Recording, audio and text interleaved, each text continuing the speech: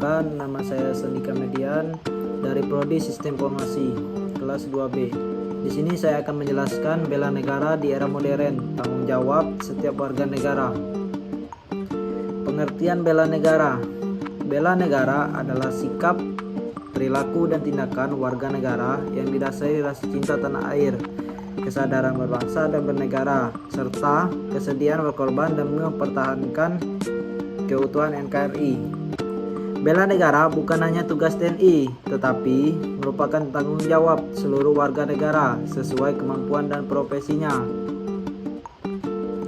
Banyak orang menganggap bela negara hanya dilakukan oleh tentara, padahal setiap warga negara memiliki kewajiban membela negara.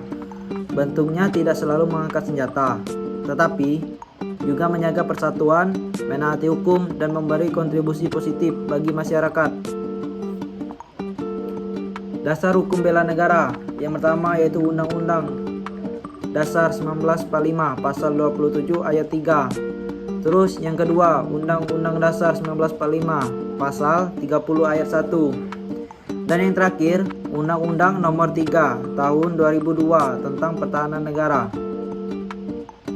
Indonesia memiliki dasar hukum yang jelas mengenai bela negara. Artinya, bela negara bukan sekedar ajakan, tetapi merupakan hak dan kewajiban yang diatur dalam konstitusi. Tujuan bela negara. Yang pertama, menjaga kedaulatan negara. Dan yang kedua, mempertahankan keutuhan NKRI.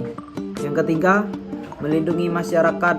Dan yang keempat, menumbuhkan nasionalisme. Dan yang terakhir, mewujudkan kehidupan yang aman dan damai. Tujuan utama bela negara adalah agar Indonesia tetap utuh, aman, dan mampu menghadapi berbagai ancaman, baik dari dalam maupun luar negeri.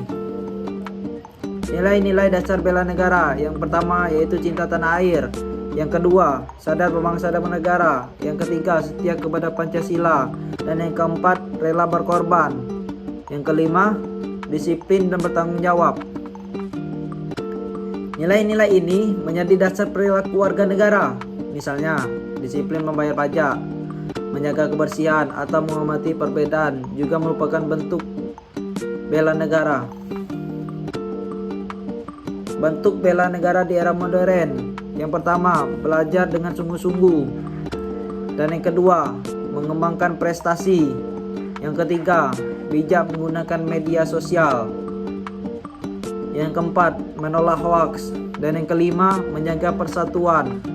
Dan yang terakhir, mematuhi hukum. Di era digital ini, ancaman tidak hanya berupa perang fisik, penyebaran hoaks, ujaran kebencian, dan penipuan digital juga dapat merugikan bangsa. Nah, oleh karena itu, menggunakan media sosial secara bijak termasuk bentuk bela negara. Jangan menggunakan sosial untuk menyebarkan hoaks doang. Peran mahasiswa dalam bela negara. Yang pertama yaitu untuk menjadi agen perubahan. Nah, terus yang kedua, harus berprestasi. Yang ketiga, berorganisasi secara positif, jangan yang negatif. Terus yang keempat, menjaga nama baik kampus. Dan yang kelima, membantu masyarakat melalui pengabdian. Mahasiswa disebut sebagai agen perubahan karena memiliki ilmu dan kemampuan berpikir kritis. Bela negara dapat dilakukan dengan menghasilkan inovasi, aktif dalam kegiatan sosial, dan menjadi contoh yang baik. Kita bela negara dalam kehidupan sehari-hari. Taat aturan lalu lintas, terus menghormati perbedaan, mengikuti upacara bendera, menjaga lingkungan, tidak menyebarkan hoaks atau berita-berita hoaks, belajar dengan sungguh-sungguh. Nah, hal-hal sederhana yang kita lakukan setiap hari memiliki dampak besar bagi bangsa. Sikap disiplin, jujur, dan peduli terhadap lingkungan merupakan contoh nyata bela negara.